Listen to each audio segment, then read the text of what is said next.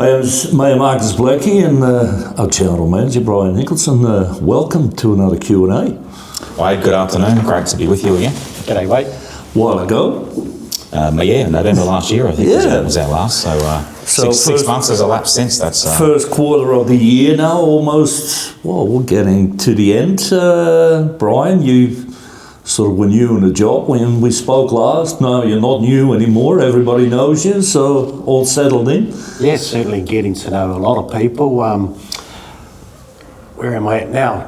7 months into my job now, so certainly gone quick. It still feels like yesterday that I started here, but really enjoying it. Yeah, you gotten used to them now, Margaret? I have actually. we work extremely well together. It's a nice symbiosis that we have. We're each here at the council headquarters every day of the week. I'm there if he needs me, he's there if I need him, but we both have complementary but different roles and responsibilities, and we get on with our jobs, but we're always available to each other throughout the day. It's nice, just again, as I said, nice to have that symbiosis, and nice to know we're both there and we can come together. Well, you say it quite easily, but it's, too, it's like in small councils, it can often be, and it has been on King Island a few times too, where this is operations, this is the mayor side, the council side, the overlaps. So it's almost like, how have you experienced that, Bryan? Because you were also running the same shows in New Zealand. It's like that overlap is sort of always there, isn't it? The fine line. Yeah, I think especially with smaller councils, you've got to be aware of that. So there's always going to be a bit of crossover and overlap, and that's not just the mayor and elected overlapping into operations. At times, even senior management and myself overlap into the governance side. But as Marcus said, that works really well for us. Here on the island, we've got a very good council. We've got good councillors. They're very engaged in the community. We have an excellent mayor. His background certainly helps us around some of these bigger issues. And just to reiterate what Mayor Marcus was saying, we've created in a really quick time our operating rhythm. We're there to support each other, but not once has I felt that Marcus or any other elected member have crossed any sort of boundaries. So that's really pleasing, and I've worked at a few other councils previously, and that's not always the case. You don't want to name them now because this is going worldwide. So one day you might want to go back to New Zealand. So I guess we better be careful with it. And as was said before, we have different but complementary roles, and there's an overlap in the middle. I'm primarily focused looking upwards and outwards at our strategic issues and main strategic priorities at the moment, whereas Bryan's generally running the council business and making sure that all the other operational aspects are concerned. Now, if a pothole doesn't get filled in or a bin doesn't get emptied, the buck still ultimately stops with me, but that's Bryan's area of responsibility. And so I certainly don't micromanage that area, but if something comes up or some issues come in or constituents come in and they talk to me and they have issues relating to operational levels, Bryan's available to me, the staff available to me, and or I can direct them the way of Bryan and the team. But we, as I said, different complementary roles, but ultimately the buck stops with me as the elected mayor, and I know that, and I live that, and it's great to have Bryan as my number one for sure. Elected mayor, you've been in the job now for 4 years. Before you know, when we talk again, if we wait long enough, we almost have elections. Yeah, that's right. The next council elections are coming up in September, October this year. You're up for it? Well, we'll see. I'm keeping my options open. 6 months is a long time in politics, as they say, especially with what's happening in the world at the moment. Who knows how things are going to pan out in the months ahead. So, I'm keeping my options open. As you know, I've made a big financial sacrifice to be mayor. I've enjoyed it. I've enjoyed the challenges. I think every generational and existential issue has come to the fore in my time as mayor, and I often feel like every ticking time bomb has gone off on my watch, which I've had to deal with. And I've worked full time, as I promised, since October 2022 in the mayor's job, often working 6 days a week, dealing with all these issues. But I have unfinished business with the rest of my career. There's other things I want to go and do in my life, but at the moment I'm keeping my options open. But you haven't said yes yet? No, I haven't said yes, I haven't said no yet, so I'm keeping my options open. I'll let you know sometime soon, but in the meantime, we've got enough challenges on our plate we've got to crack on with and we've got to deal with. We've got an uncertain world, so Yeah, but would you say that the rest of the world, what happens now, is having an impact even on your future? Or? Well, it's, in times of crisis, communities need to be properly led. I don't need to talk too much about COVID to illustrate that as an example. I was not impressed with what happened during the COVID period. I think in any future crisis of that nature in our country, we deserve to be better led, and we should be better led. And so I've got to put my money where my mouth is on that front and step up if required. So the other opportunity, I guess, is if Trump keeps going in Iran as he's doing right now, we could end up all on a horseback. That we need horses on the island. Or? It's got me concerned. I'm a veteran. I know that the skin in the game involved in this area, and I also know that. And I feel this personally, this is my own personal opinion, this is not a council position. My feeling as a veteran is that the best war is one avoided and not fought at all. Wars of aggression initiated by anyone are completely unacceptable in my personal opinion. And here we are. We need to be doing better than that as leadership in countries like Australia and around the world. And you break it, you own it, and there are consequences, real world consequences for poor leadership and poor decisions. But interestingly, I noticed that yesterday you put out the announcement, people be careful with buying fuel, that, for example, because it seems that the world is pretty much worried with the closure of the Strait of Hormuz now, that are we going to get fuel in the future? I think often, as we know, being an island is sometimes an equal blessing and a curse. At the moment, we're actually in reasonable good shape as far as our fuel reserves are concerned, and the same goes for all of Tasmania. I can't say the same for regional parts of Australia. I attended today the National Emergency Management Agency National Fuel Supply meeting, which was a good eye-opener. The biggest teams meeting I've ever dialed into, about 600 or so. Why a good eye-opener? It just covered off on the facts of the situation at the moment, coordinated from government level down. Various state and other bodies had their say and put us in the light. In the short term, we're okay in the short term, and here on King Island in Tasmania, I think we're currently better off than the rest of Australia, because we here on King Island are blessed with a large fuel farm at our grassy port, which currently has 2 to 3 months of petrol, 2 to 3 months of diesel at normal consumption rates. So that gives us a better than the rest of Australia quantity of fuel on hand at normal consumption rates. And Tassie recent days has been fully stocked, and I know is currently good for fuel. So there are no fuel stations in Tasmania currently running out. So we're in a good situation. It's in the short term we're okay, and being an island, also with our power generation. We're a closed system here on King Island with our power generation. We don't import or export power, which gives us good energy security, and we have the redundancy of diesel, wind and solar. So that gives us long legs, it gives us redundancy and energy security, as I said. So again, we're in good shape there. So in the short term, we're okay, and I know in the long term we'll be okay, because Australia is blessed with energy resources, but it's more the medium term that I'm concerned about, and I know certainly from the meeting today that I sat through, leaders at federal, state and local level around the country are more concerned about the medium term. Is it often also that, and this is why consumers often jump in and hey, with their jerry cans, get more fuel, because isn't it often that the moment we have crisis, the fuel prices at the pump are straight away going up, whilst they still have stock from the past that they bought at then standard price. Then the price comes down again, but then it takes a while before they bring the price down again, because they say, yeah, we have the fuel that we bought in crisis time and it was very expensive. So from a consumer point of view, can you imagine that people straight away quick go to the pump and get more fuel? Yeah, that's right. It's a heck of a cascade as well, from global oil price, which is a day-by-day proposition for various reasons, as we've just lamented on, through to refining costs and refining outputs, then obviously taxation that various countries impose on completed fuel products and whatever else, national distribution, and then it goes down to wholesale and retail. So through all of those moving parts, you're right, the opportunity to price gouge or the opportunity for profiteering exists, no doubt about it. But that's not happening here locally. And we've got again. I decided yesterday to put out some reassuring words to our fellow King Islanders that because sometimes we do worry about our isolation, that our isolation exposes us more to these shocks than elsewhere. And in some instances it can, like imported goods. We're going to see a scarcity of those on our supermarket shelves in the months ahead, no doubt about it. But as far as fuel's concerned, we're okay.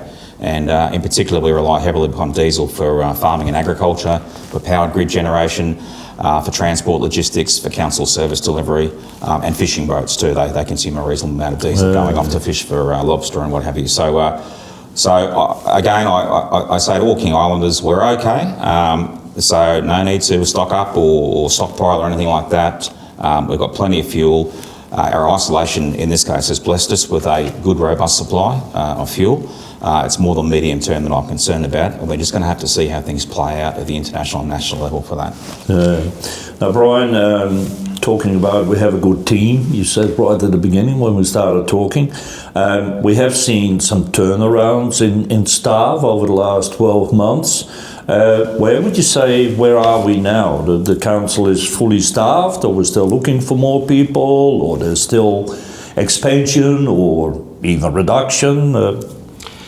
Yeah, so we're settled, that's for sure. There's always going to be a couple of vacancies, I think, as people move on to better and bigger things. But we're getting to the stage, especially over the next month, where we can say some of the key roles have been filled. There's also been some minor changes to the structure. I just wanted to make sure that the structure that we had at council was fit for purpose. So there has been some minor changes, mainly around reporting lines. A couple of vacancies coming up at the depot, but it also provides us with the opportunity to have a good look at our operations and actually see what we need going into the future. Things do change, priorities change, so we've got to make sure that the personnel that we have and that we recruit for are the right ones. But yeah, I'm still... When do you know that somebody is the right one? Well, you don't really. Probably a year later, maybe. Maybe a year later, but it's probably more around ensuring that we can get as close as possible to what we would perceive would be the right ones. But I think we've done pretty well in that space. We do have very good staff here. They are committed to the island and serving the island, which is very good. And we made some good inroads over the past 7 months since I've been here anyway, and still plenty of work to do. And I'll keep looking at the structure and making tweaks as we go along it. But there'll be things that change in the future. We've got a new annual plan coming up as well. We've just got to make sure that we're set up right to deliver on that. One job I noticed that is going now is a resilience coordinator. Now, I remember the drought time we had last year, that it was all about resilience. We don't have a drought now. What is the resilience coordinator that we want now?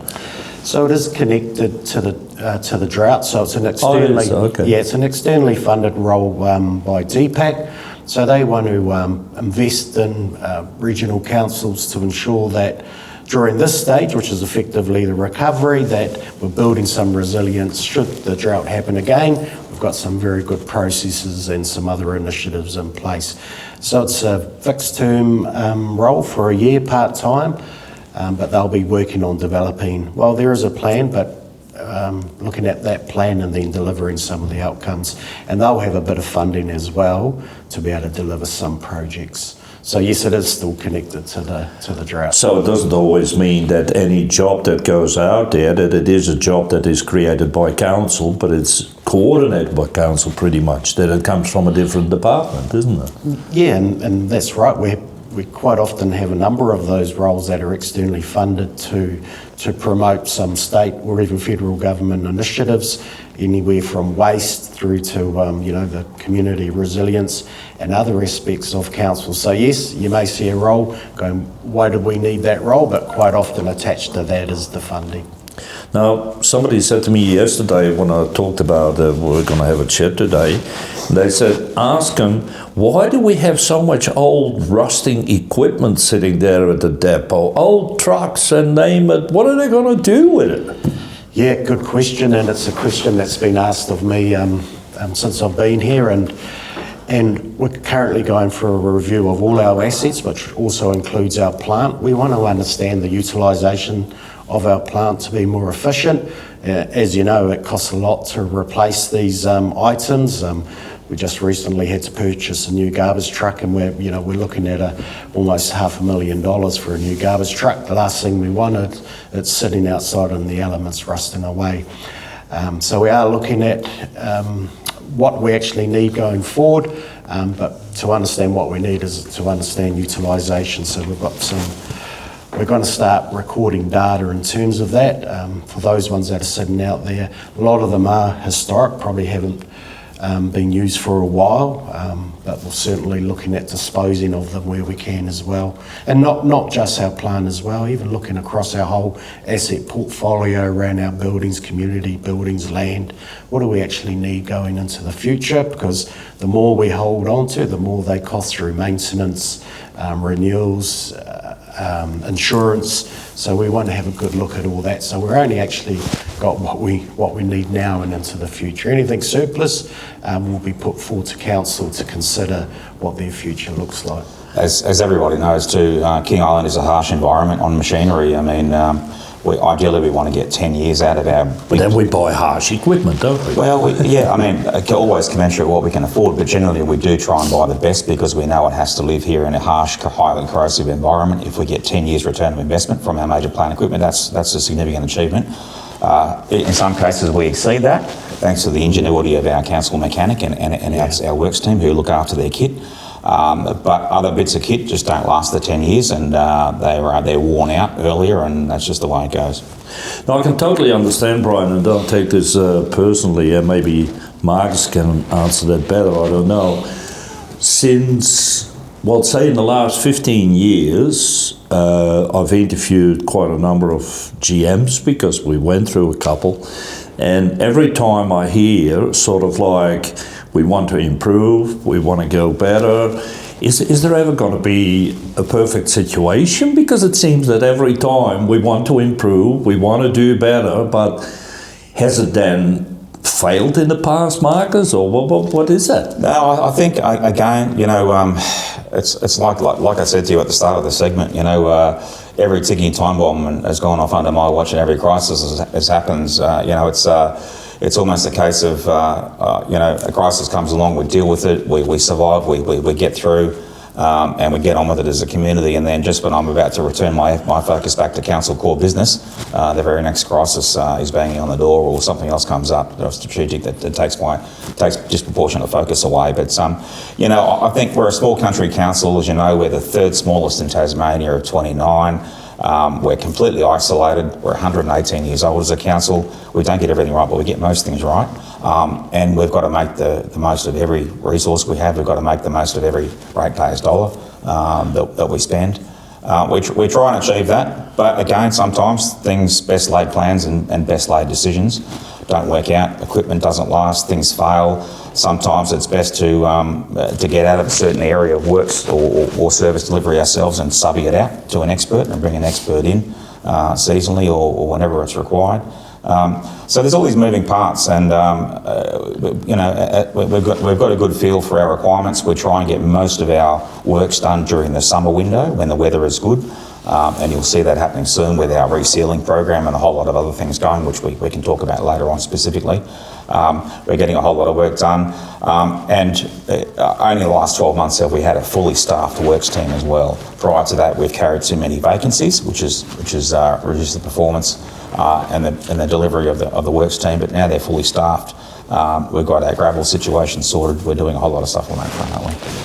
Yeah, and just to add to that, I think one of the first things as a general manager you need to do is actually establish some baselines. So work out what actually good looks like, and then you improve from that baseline to go, actually, this is what we're doing now, which is good, but we can do a lot better. So at the moment, we're just collecting a lot of data, understanding the business, understanding the usage, as I said before, and then once we've got that baseline data, we can then start setting strategic goals to keep improving.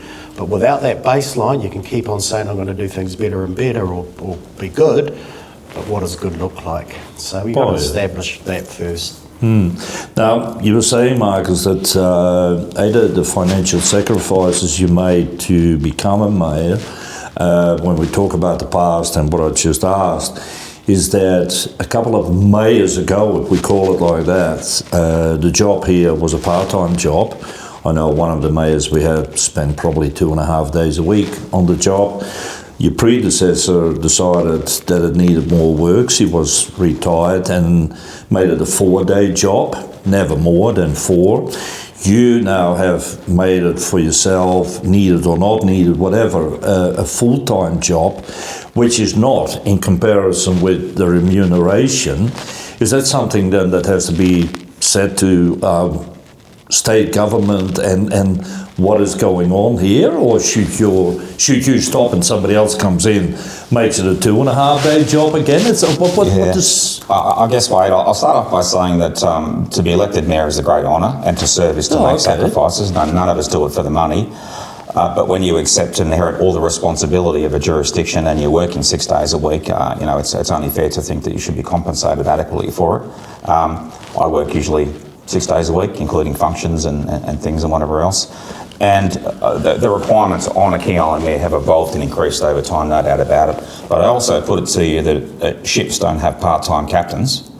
So if you're elected to be mayor and to run the show, then you should pony up and deliver on what you've been elected to do and run the show. And as we said before, not micromanage the operation level or the GM and whatever else, but focus on what the mayor needs to focus on. And as I said in particular, because of all the issues we've had and crises and droughts and everything else that's happened in my watch, it's been a full-time challenge. And, it's to service to make sacrifices. I've made a financial sacrifice personally. I put my money where my mouth is, especially being a veteran with skin in the game and personally not happy with how our country's been run in recent times. I put it on myself I was morally obligated to do something about it, and I've done it. I know that not everyone is in that situation with their own personal commitments or professional commitments or whatever else, and I respect that. I'd like to think I've raised the bar for anyone that will follow here, but at the moment, dealing with the issues we've got, the issues we're currently dealing with at the moment, it's definitely a full-time job. But this is the whole thing, raise the bar. Now, say after the elections or before the election, you say, well, I'm going to go somewhere else. We have found it in the past already difficult to find councillors, to find candidates to become mayor. If then possible candidates in the future are going to look at it and say, oh, so it's a full-time job, so this is what I get per annum. Well, you know what, I go to IGA, why would I? So it's raising the level, and it's almost like, it makes it almost then impossible for somebody else, isn't it? Unless it's a retired person that says, oh, I can do that. Yeah, and look, there is some legislative reform that's happening at the moment at the state level. Obviously, councils are subordinated to the state. We're all on the Local Government Act of the State of Tasmania in 1993, and that act is being updated at the moment. Their first initiative is to try and reduce the number of elected councillors around the state. I know we've covered that in recent radio programs. We're currently at 9, including a popular elected mayor and a deputy mayor. The state wanted us to go as low as 5. We think that's too much of a haircut. It doesn't give us the redundancy we need for our isolation. It doesn't give us the core numbers we need with local conflicts of interest and whatever else. So we think 7 is the sweet spot. The state seems to have accepted that.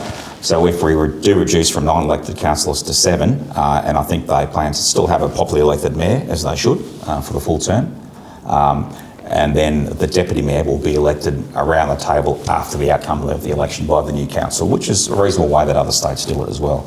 By doing that, they'll be able to increase what the elected members are paid, and especially what the mayor and the deputy mayor are paid. So hopefully, whoever's the next mayor of King Island, whether it's me or somebody else, they'll be on a better wicket, and then obviously able to focus more on the roles and responsibilities that's required of them. And we want to encourage more people to run for elected office. I specifically being a veteran, or all of us here being veterans actually, we know the importance of encouraging more veterans to run for elected office too. Our job isn't done. We've still got a country to save. We've still got a state to save, and we've still got a local jurisdiction to save. So it's all hands to the pumps, and So therefore, again, I encourage with the next council elections looming in 6 months' time, I encourage the patriotic, good men and good women of King Island to consider running for council. And all you need is common sense and a willingness to serve. That's all you need. And then pile in and do the job. And it's a majority rule system. So, again, it's the load is shared by all of us. And as, perhaps I haven't said it so far unfairly, but Bryan mentioned it before, where myself and Bryan are backed up by excellent elected councillors and excellent council staff. We couldn't do it without them. So they deserve just as much credit as we do, being the front men. You 7 months in now, Bryan. What do you think, and maybe New Zealand was the same, of the ticking of the clock when it comes to government? When you look at, for how long have we been promised an ambulance hub, and it still hasn't happened, it still hasn't started. The freight equalisation scheme should be better, should be improved, been going on for years. And I can give a whole list, but how do you experience that? Do you find it frustrating, or is it something, any council, any country, any state, wherever you go? Yeah, I think I haven't found it frustrating yet because I'm only still 7 months into the job. But one thing I do find really positive here is the amount of interest and visits we do get from ministers and senators to the island, and I think over the past maybe 2-3 months, and Marcus will correct me if I'm wrong, we would have met at least 6 over that period, and they show a real and genuine interest in helping King Island. But does it solve any issues that we're waiting for? We're hopeful. I believe there will be some of these issues solved soon. We still have our CSO business case in that Marcus has provided to every minister or senator that he's met. So the message is getting out there loud and clear about our airport and the need for state or federal support, not just the airport but also the airlines. So plenty of meetings have been happening with that. We've had another minister that we've talked to about the future of King Island Dairy. I can't go into that because it's not my space, but we'll certainly talk to them about future developments as well, and I believe something will happen in that area as well. So at this stage, I believe that watch this space over the next 3 to 6 months, things will start happening. It's definitely a compliment to us that they're coming, in many cases, a long way out of their way to visit us here on King Island. They want cheese. They want to go home with cheese. That's what most of them haven't been here before. Again, it's a compliment to us that they're visiting to us, and it's an opportunity. And no matter what political persuasion they are, we treat them with the utmost country hospitality and courtesy, which they deserve. We pitch our cause and pitch King Island as cool climate country heaven. They love it. And we leave an impression on them, and with that impression they go away, and directly or indirectly in the future we know it's going to help us. Well, let's hope so, yeah. But, one of them is that finally now that we see some results with G6N, with the Dolphin Tungsten mine, making some profits. Are the royalties rolling yet our way, or the majority of the royalties from the tungsten mine in Grassy go to the state of Tasmania. We get, under the permit conditions, we get a small dividend given to us for local works and for works in and around Grassy. Obviously, they've just become profitable. We want to give them a bit more time to consolidate their earnings and become properly in the black and get up and running. But at the moment, we're getting a lot of gravel out of the mine site. It's very, very good quality gravel that we're putting to work around our roads network and elsewhere. So at the moment, they're paying us in gravel. The local royalties that they owe us as a council, it's a win-win arrangement, and we'll probably keep that going for a while. So, and we'll make sure that that the local royalties that they owe for improvement of the Grassy Township will resume again soon as well. So that's a work in progress, but yes, with the tungsten price going up, with them increasing production, it's just great to see, and their own internal turnaround as well, and internal reorg and internal reform. It's great to see them profitable again.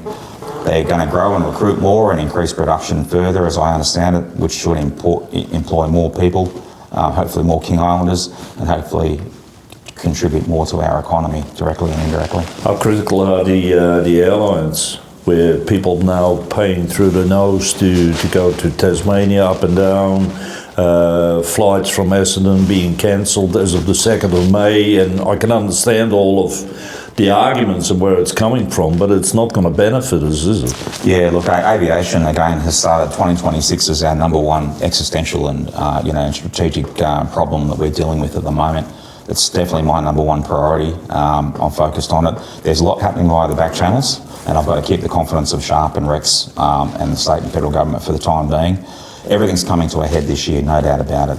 But out of it, I'm cautiously optimistic of improved and increased flight capacity to and from King Island, and I'm cautiously optimistic of improved airfares.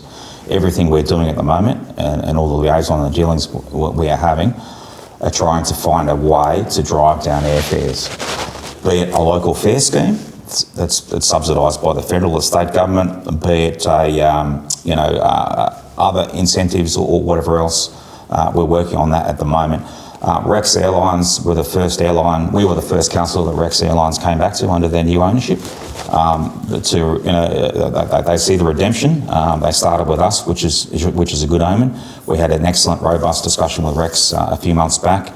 We're going to hear from them again shortly, and they've accepted our invitation to come down and visit us here, the CEO and a few other staff, maybe one of the new American owners from AT. Hopefully they'll bring some good news with them, but we're working on that.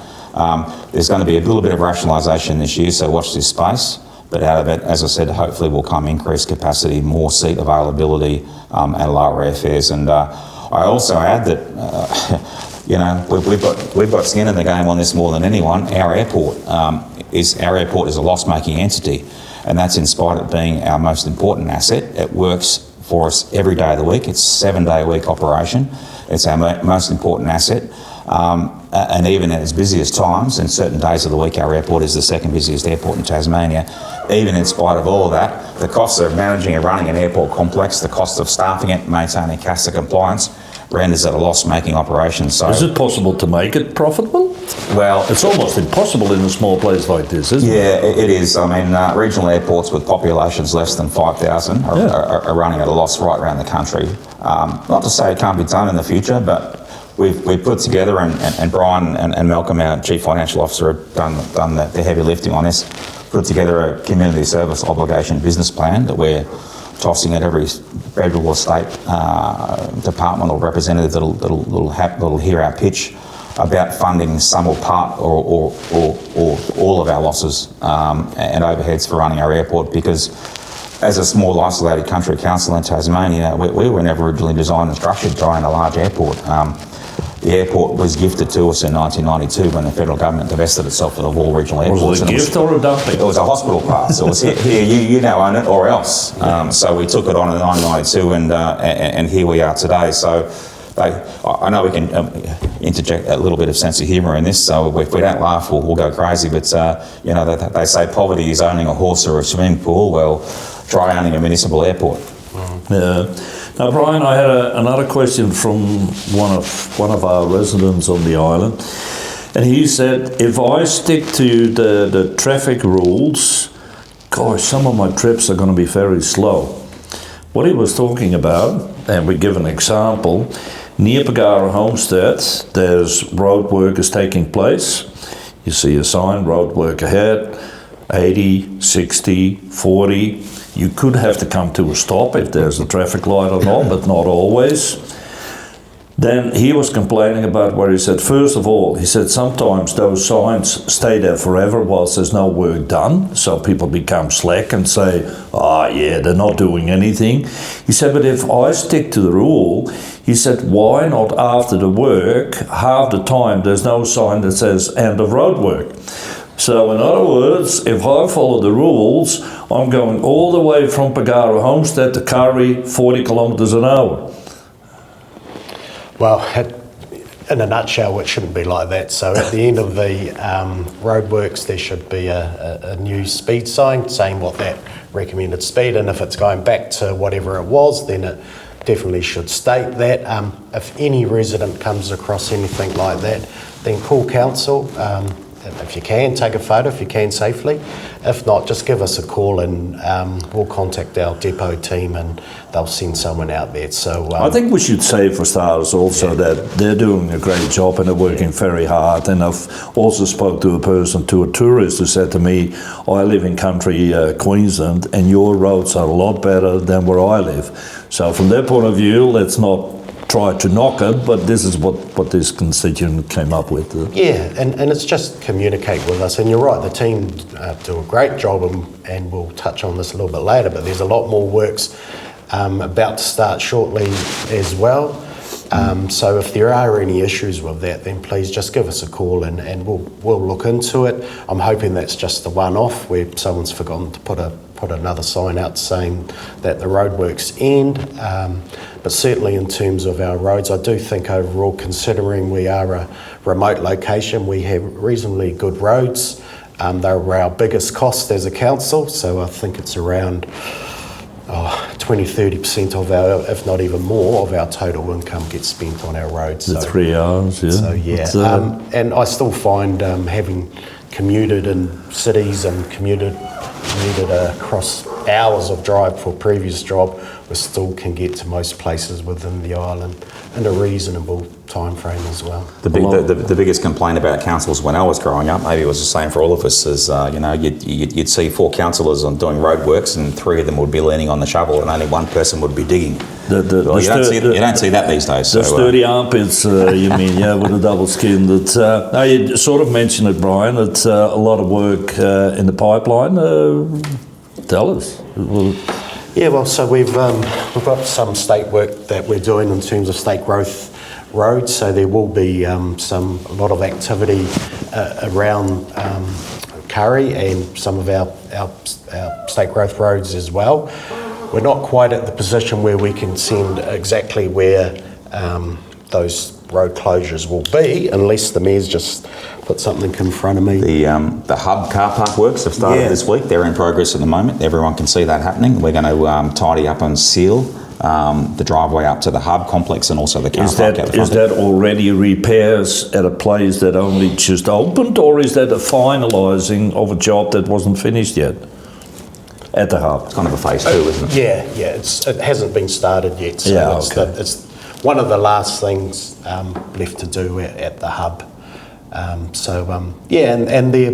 we're currently working on a bit of a comms plan at the moment to share where all these road closures will be. There will be some impact on some of the business and people's day-to-day travels, but we're going to try and minimise those as much as possible. But the first thing we'll do is let people know with plenty of notice where these are happening and when. We don't quite know the exact times yet, but we do have an external contractor coming off island to do the resealing, and I think they arrived this weekend, so they're not too far away. And one of the biggest jobs that we're going to do is at the very back end of summer. I know we're heading into that now. We're going to reseal a fair proportion of Main Street Curry. We're going to reseal that with new tarmac, and we're going to remark the lines as well. So that will create some temporary disruption for businesses and people heading into Main Street. But the surface of the Main Street, the line paintings and everything after that should look schmicko. So I think it'll be, again, a little bit of short-term pain for long-term gain, but that's, again, I guess the next stage of our Main Street beautification is resealing and tidying up the road surface in the Main Street itself, because it's quite worn out, as we all know, as we can all see. Mm-hmm. Now, you might remember, Bryan, when we spoke last, and it was sort of your introduction, you mentioned what you picked up was that we are asset rich and cash poor. We sort of mentioned a little bit like the race course, because no race season's happening anymore. And you said at the time, well, we're going to look at that in the future.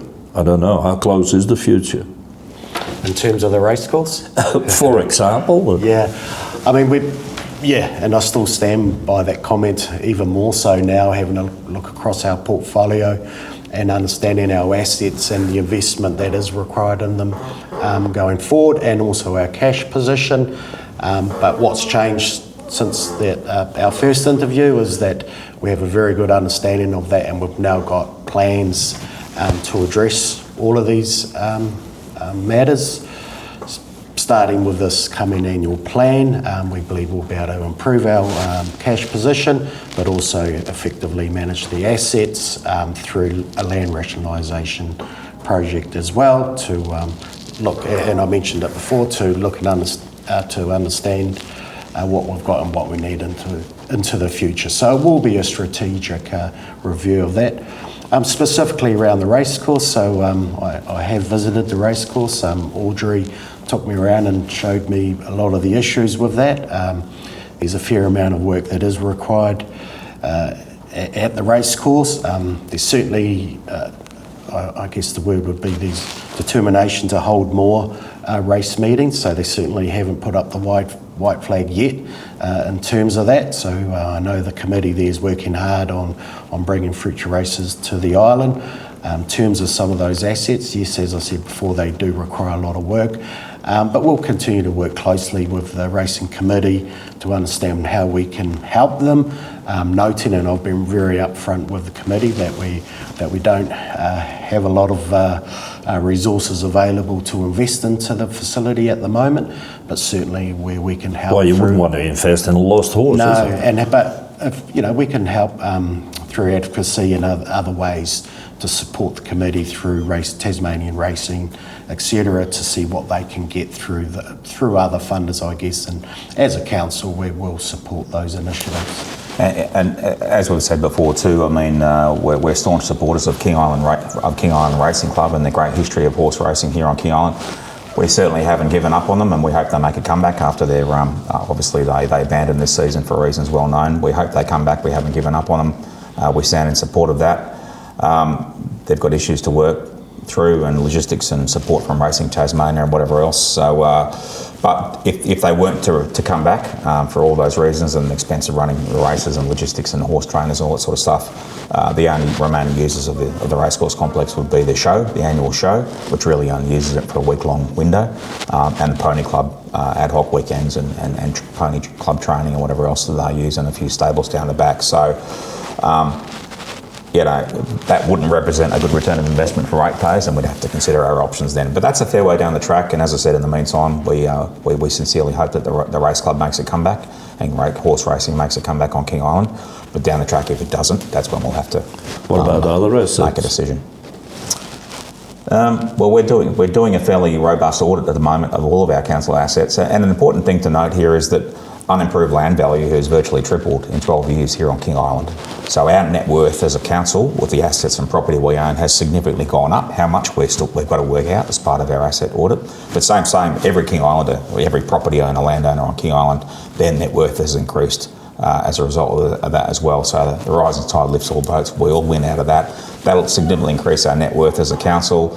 And out of all of that, understanding what that is, and then what assets are working for us and returning the investment to us, what assets are profitable for us or paying for themselves in their annual maintenance, what assets are underperforming, and what assets are just outright loss-making that don't deliver any benefit to the community and a surplus to requirements. So that's where we're tracking it. But that's going to be at least a 6-month work in progress.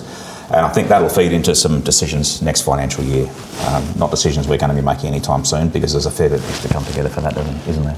Yeah, there's a fair amount of work. And we also want to take the community on this journey as well. So once we have the information, there'll be no doubt that we'll be talking about the community, with the community, about some of these assets and whether or not there is a genuine purpose for them.